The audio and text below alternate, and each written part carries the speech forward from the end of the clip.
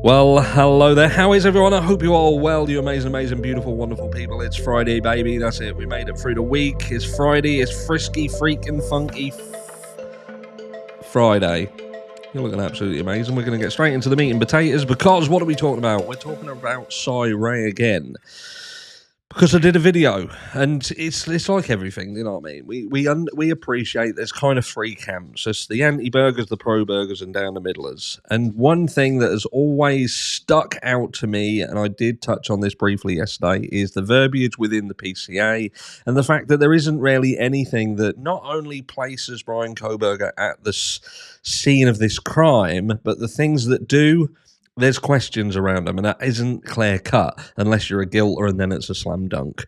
But look, it is what it is. But what we've seen in the Idaho 4 case is an individual who has come forward, who is a professional in the field of cellular data and analytics, who has worked to put many a people away in a cage, locked them up. If you haven't seen his channel, there is Socialite Crime Club on YouTube itself. He's not a YouTuber, he's just someone who he's wanting to share his story and his background with people. And that is Cy Ray. And look, Cy Ray is a bit of a marmite when it comes to the Idaho 4 case. That is that you will either love him or you will hate him. If you are a down the middler or a pro-burger, you will love Cy Ray. If you're a guilter, you will no doubt hate him, which is unusual considering how many people that he has put away in the past. And I'm sure that had Cy Ray have came into this case and was like, yeah, I can prove that he was at the scene of the crime, then the tables would turn. We can appreciate that. So the reality is Cy Ray himself, is he indeed credible? Which we're going to look at something in a moment.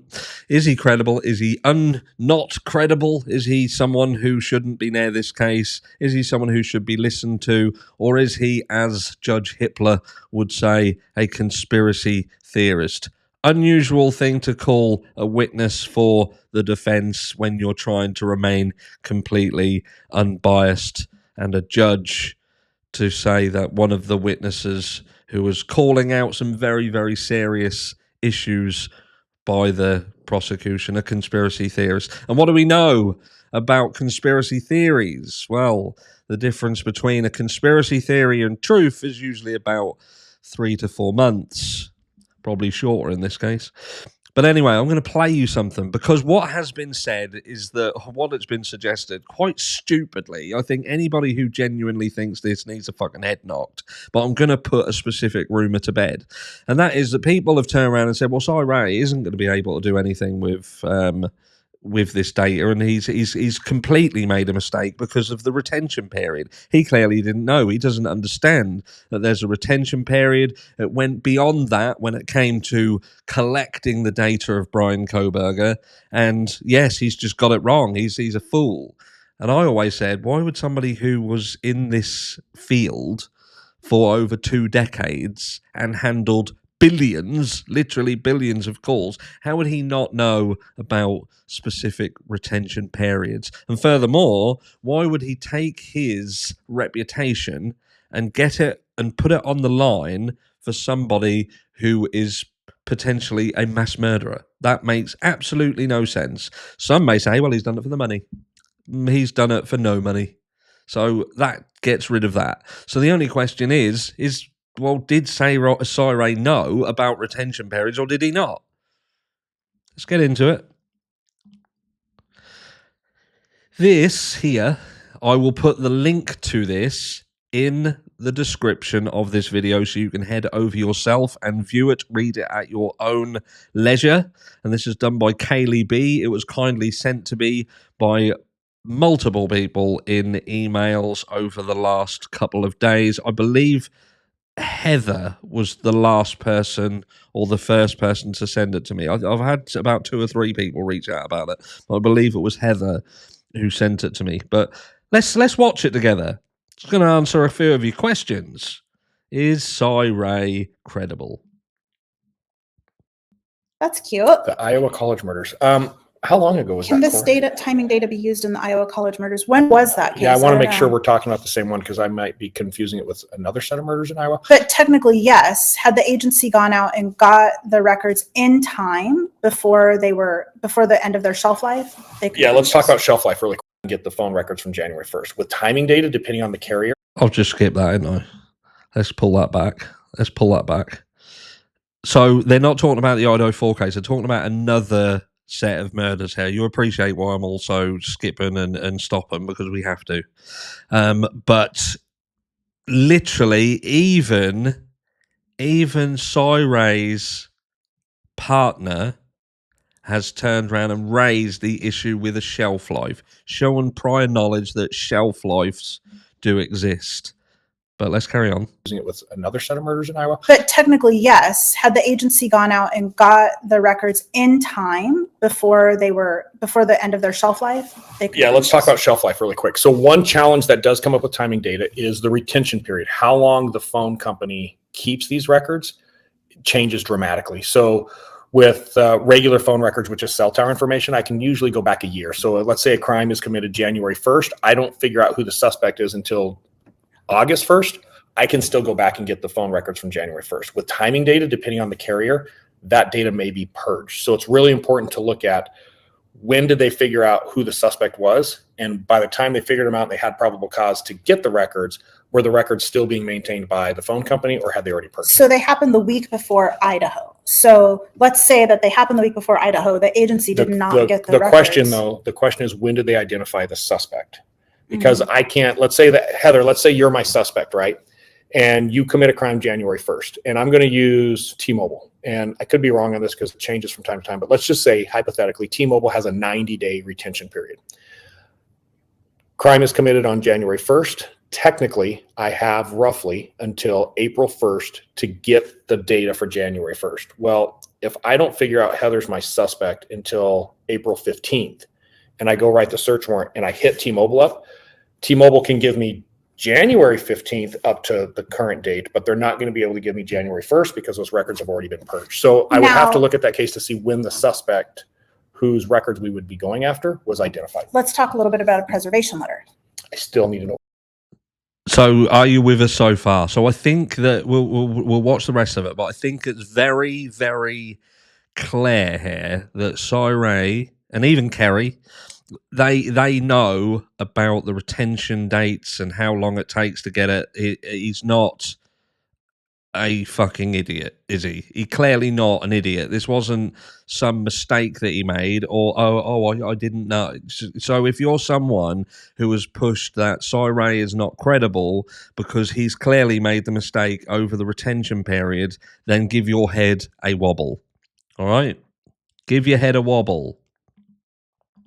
Reserve. Well, right. But let's say that Heather was a suspect, though. Oh, let's say somebody said, hey, I think Heather did this and I have really good reason to. And then I, as a police officer, looked at Heather. I'm like, she does look pretty guilty. But you don't have probable cause yet to write the search warrant. Right. You can request that the provider preserve Heather's data. Maybe we don't have probable cause yet, but we have a pretty good idea that she is the suspect. A preservation letter would allow the law enforcement agency to go in and actually have that preserved and not pushed off the shelf. Whatever. That's what we call the shaggy defense. Wasn't me. Yeah. That's. So did you get that? We also see Heather on there. Hello. Hello, Heather. So yeah, do you know what I mean? This is purely to show that Cy Ray is not some ignorant idiot. He's not a fool. He's not somebody who made a mistake regarding retention periods. But I think what's interesting in this is to understand what Cy Ray is telling you. He's attaching it to another case, but you need to pay attention. And I think that's what's happening in the Idaho 4 case. Obviously, people get an opinion, they get a position, and they position themselves. And that once they've positioned themselves, it's very, very easy to dull out the other information from anywhere else. We call it confirmation bias, but that's simply what it is. It's about you've set your position, you've decided that this is the case. This is the person who's guilty, or this is the person who's innocent, because both sides are just as guilty as one another. But I think it's more important when you're a guilter, when you are a guilter and you have the ability to cause other people to fall on the side of this person deserves to be executed before they've even gone into trial, I think that puts you in a position where you should be more careful about what you're listening to and what you're willing to put out and pour fire on, pour petrol on the fire, in terms of the public domain. We've criticized Steve Gonsalves previously because of his ability because of his closeness to this case. He's one of the victims is his child. It puts him in a very powerful position. But, Judge Hippler calling Cy Ray a conspiracy theorist and other people off the back end of that trying to claim that Cy Ray isn't credible because they're saying that he made a mistake that he clearly didn't make. So if he knew about retention periods, and he's also very, very knowledgeable with respect of how things work in terms of obtaining that data, you tell me, especially if you're a guilter then, why would Cy Ray put his reputation on the line, come forward and suggest that the state have Brian Kohberger's data? They have it. They've got it, and they're lying about not having it. Why would he say that?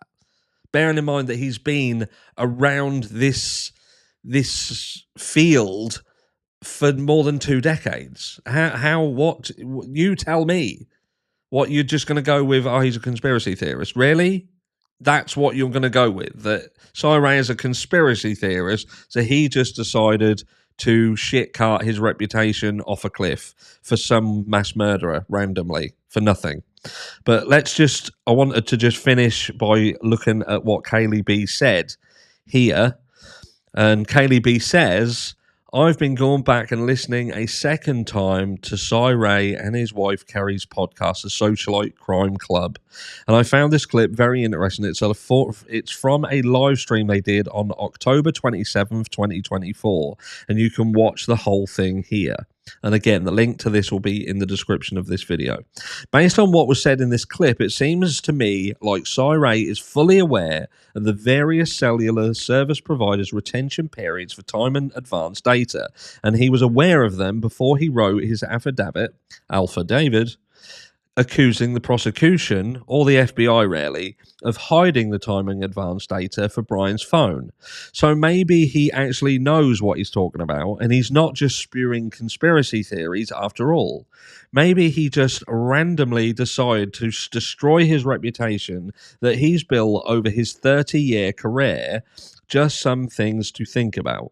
My predictions, the state has the timing advance data for Brian's phone, and they've been hiding it because it proves Brian was nowhere near the 1122 King Road on the night of the homicides. Cy Ray also has Brian's timing advance data, which he obtained through his connections in the industry. Brian Kohberger was on the state's radar far earlier than when they've told us, and there's a reason why they're hiding that fact. So I guess come time for trial, we'll find out if my predictions were correct or not. One other thing I want to point out is this. I see a lot of guilters claiming Cy Ray is full of shit because he hasn't shown us anything to back up his claims. People, use your brains. All of the exhibits in this case are under seal. Judge Hippler finally made the motions public, but the exhibits themselves are still sealed. And I'm sure they will remain that way until trial. So, of course, you haven't seen any evidence yet. This is just a short post to share that video clip, but I have a longer post I'm working on now that will be up shortly. Thanks. And that was from Kaylee B over on Substack. And again, the link to that will be in the description of this video. But there you go. But I think that proves that Cy Ray absolutely knew about the retention periods for cellular data. And again, I would say to you, anybody who is listening to creators who are pushing the guilty narrative in the Brian Kohberger situation, and they are on top of that, they are trying to claim that Cy Ray made this simplistic error and he is not someone to listen to because he is a conspiracy theorist. He's got it wrong. He clearly doesn't know what he's talking about. I think that you should be addressing those creators who have said that, why they said it. What is the real motive behind them pushing this conspiracy theory narrative? And again, come down below in my comments and tell me why you truly think that Cy Ray would come forward and say the things he said if he isn't absolutely confident in what he's saying. I'd be interested to hear. Love you all. Enjoy the rest of your Friday, you beautiful, beautiful person, you.